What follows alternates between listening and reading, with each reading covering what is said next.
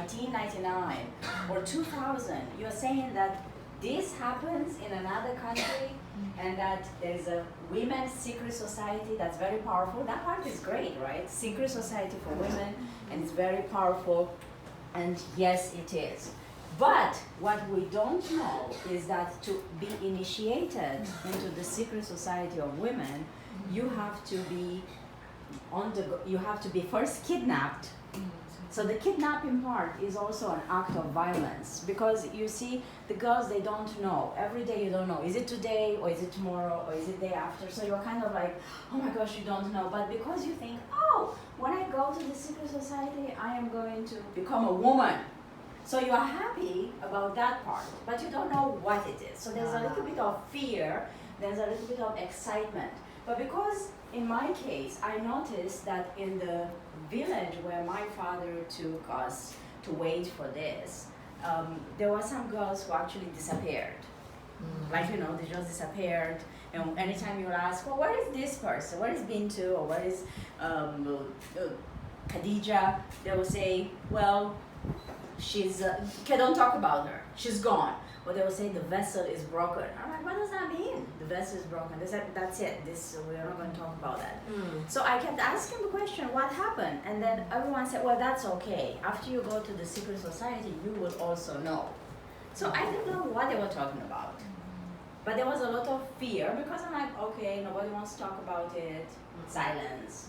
And people disappear.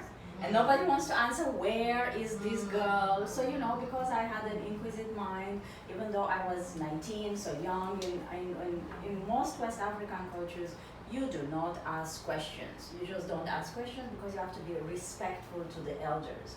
So that's part of the project that we have, which is to break the silence and have intergenerational discussions where the young women have a safe space to meet with the older women and the leaders of the community, traditional and religious leaders, and everybody just sits like this around food and dance. It's just like it's outside in the bushes, you know, and they talk. So because I didn't know, I didn't know what to do. I was, and luckily I had an opportunity to run away, to escape.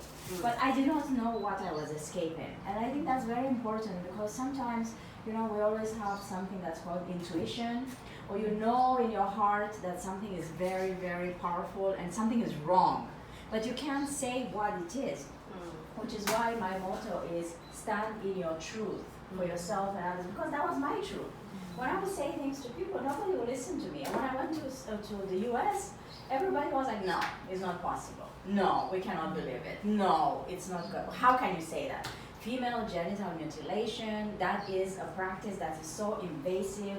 More than half of our population has a vagina, and we all have to deal with that.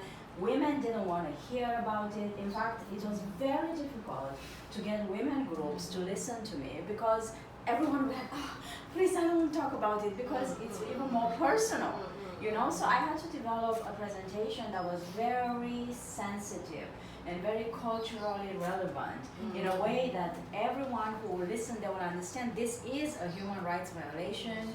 This is something that harms the women's bodies. This is something that is horrible and it can kill. Something that it's very violent, because unfortunately it's believed women do it to women, but it's not so easy. The reason why you hear that women in most cultures, they practice FGM, and it's women who do it to women, it is because women have more or less been brainwashed to believe that this is their duty. And in order for them to become marriageable, that is what the term is, meaning that they are ready to get married, they need to be fixed. Well, we don't need to be fixed, we're all fine just the way we are. And most women in those societies, they don't know that in other parts of the world, like in Taiwan, I hear not too many people even know about FGM. I will be doing also a presentation tomorrow for Soroptimist International. They said nobody knows what FGM is, and our international project is that. So I'm very grateful for this, but it all started in California. So hence, this is California. Okay. And then I brought you something from Romania, since I am a Romanian. And this is what is called mărțișor.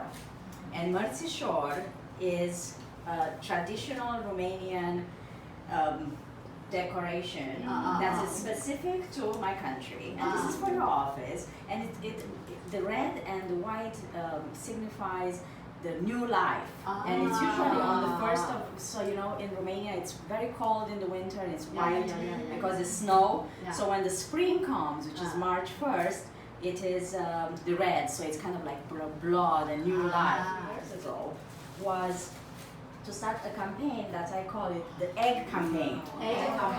So this is a real egg shell, empty. This is traditional Romanian art. And my aunt in Romania, Angela, she's an international human egg artist. And she has received a lot of awards, and I'll pass this around. And this is for your office. And it's called the egg campaign. Egg stands for Empowering Girls Gifts. So egg campaign, but it's egg. Empowering and Girls Gifts.